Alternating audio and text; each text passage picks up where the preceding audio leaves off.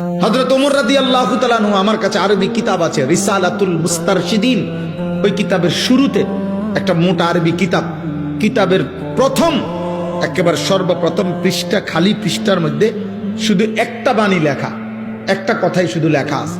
সেই কথাটা হলো ওমর রাদিয়াল্লাহু তাআলা আনহুর একটা বাণী। বাণীটা কি?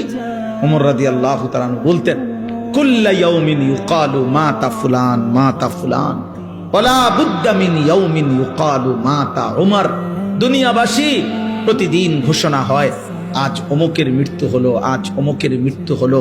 শুনে নাও দুনিয়াবাসী, নিশ্চিত একদিন ঘোষণা হবে, আজ ওমরের মৃত্যু হলো, আজ ওমরের মৃত্যু হলো। এই চিরন্তন বাস্তবতা।